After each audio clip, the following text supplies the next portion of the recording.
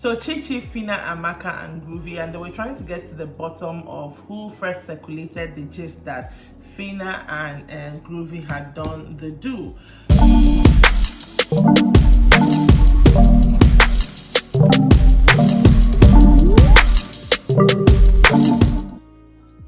Welcome to Roundup with Naija Chick. This is your BBNaija Level Up Season Reunion Day 7 Roundup.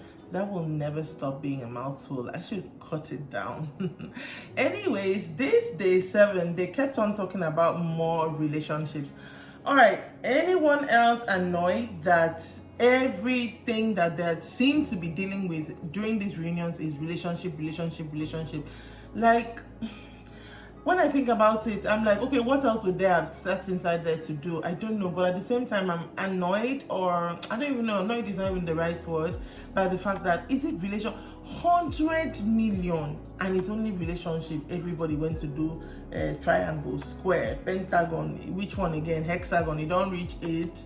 I don't understand, but this day 7 was no different. First set of people Ebuka tackled with was Chichi, Amaka, Fina, and a little bit of Groovy and Bella because of some gossiping. That's the second big thing to in that house. That one I think I can understand, because what else are you going to do except talk? But yeah, so Chichi, Fina, Amaka, and Groovy, and they were trying to get to the bottom of who first circulated the gist that Fina and Groovy had done the do. And so Chichi explained first how Amaka is the one who told her that they are a couple, and what she heard.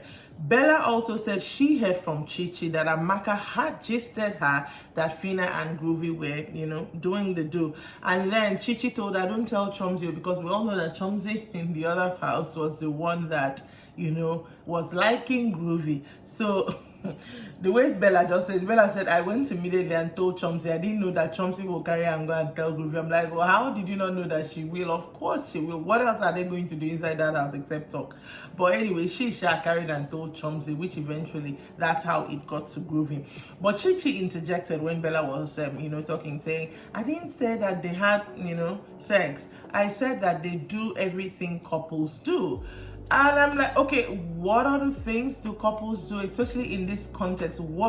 Maybe that's what she said, but I feel like Bella was at liberty to interpret what couples do to mean, okay, they are actually having sex. Like, it's open to interpretation, and it's very, very clear. Amaka explaining her part in this thing, because she seems to be the originator of the gist, was like, she wasn't even talking with Chichi about Fina. She was asking Chichi about Giddy Fire, they were talking about other stuff. And then Fina passed. And then she said, oh, in passing, those two, Chichi asked her, and she was like, yeah, those two are a couple. They do everything couples do. So Amaka is of the same opinion that that's what she said. Groovy said he heard it when they merged from Chomzi, and of course he took that information to Fina. Then it became, okay, since Chichi was implicated in the thing, and then there's Fina and they were former roommates. Chichi felt like Fina ignored her at times, and she was trying to, every time she tried to talk to Fina, to try to say that maybe exonerate herself, she couldn't have been the originator of this particular information, that she's a girl's girl. The minute I heard she's a girl's girl, every reunion when someone comes and says I'm a girl's girl, she never is a girl's girl, but okay. But it wasn't really anything. I'm guessing they got to the bottom of that information. Next up, they played a clip of Adekunle and Giddy Fire, talking about Giddy Fire situation between Diana and Amaka, and he was really talking about Amaka and how he now knows he doesn't really feel her like that now he appreciates the friendship he had or has with Diana. And then they come back to the set, and Giddy Fire, everybody's laughing because of the last thing he said, and he seemed very apologetic for the way he presented Amaka in that conversation. He kept saying that he would have done things differently. He kept referring to his past self, but he didn't know something then, and he was very overwhelmed that, the whole, you are not having anything with Diana, but there's Amaka here trying to feel you, somehow Rachel was also thrown in the mix, so this is a square. Oh my god, I don't know why it always has to be the girls. Well, it's not always the girls implicated in these squares. I would like to see a square of 3 guys and a girl. I would like to see that. I think we've seen that before in BBNaija. But anyways, he kept saying he was overwhelmed. He would not have done anything. You know, if it were now, he wouldn't have done it the same way. He would have handled it better. He did mention that there's a time him and Diana spoke and said they shouldn't leave Amaka in the dark with regards to whatever they were trying to have going on. But then again, both of them also agreed that, well, they don't really have anything going on, so there really is nothing to tell Amaka about. I don't know, should they have told? Outside world, no, but inside there where I'm hearing everything is heated up and more intense, maybe yes. Then Giddy Fire said as of now he is cool with Rachel, he is cool with Diana, but he hasn't had a conversation with Amaka post the show, which was about like 8 or 7 months after the show. They haven't had a conversation. So cute to Amaka and how she felt about the whole situation. She said she felt like Giddy Fire was trying to, you know, play the brains of 3 ladies together, and yeah, they don't need to have a conversation. I feel like it's one of those things where we are not friends, but we are not quarreling. If I see you, I'll greet you, that kind of situation. That they don't need to have a conversation. She has forgiven him, also forgiven herself for even putting herself in that situation. And then she said, you know, how would she even do that? I mean, Ebuka, look at me, I'm fine, you know, trying to, I mean, there was a point where they also insinuated she threw herself at Giddy Fire, and she was like, why would she need to do that? Again, if I do not remember anything about the show, I do remember clearly that there was a time that Amaka was doing as if she has to be in a relationship. So maybe she has looked back now and she realizes that's not who she is. That's fine. But for her to come and sit down here and say that she did not throw herself, and not just the one guy, girl, please watch the clips because you for sure did.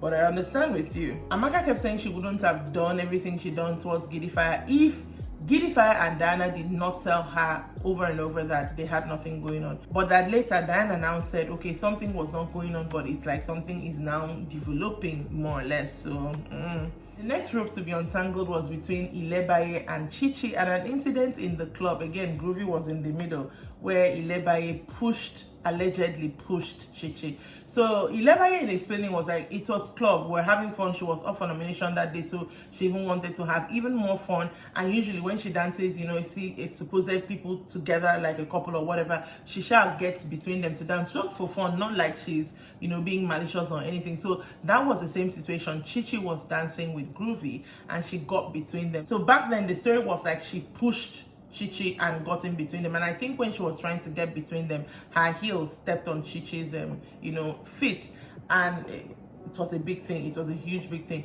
She said she had apologized back then. Chichi agreed that she had apologized back then, but that why she felt bad about it and is still apparently bringing it to the reunion was the fact that she brought someone that was Fina, when she was apologizing. It made her feel like it was a gang up or a setup against her, because if you had apologized, you felt sorry, why did you need to like bring another person when you're speaking with me? They now brought up the comments that Chichi made about Ilebaye calling her a market woman, and Ilebaye was like, it's a good thing that she was not around when that comment was made, you know, insinuating that, you know, there would have been small passports. They didn't really get to a resolution that I can remember, but they just moved on from the issue, and Ebuka asked Rachel about how being a rider was for her.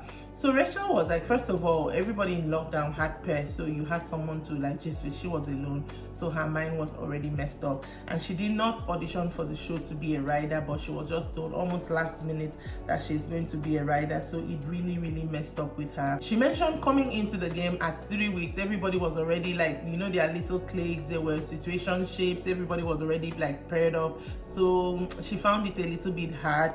And she going to level 1, she mentioned that level 1 people were not really welcoming, but then she kind of corrected it to mean she feels that level 1 had a lot of strong character, so it was kind of hard for her to like, you know, break into that, but that eventually it was fine.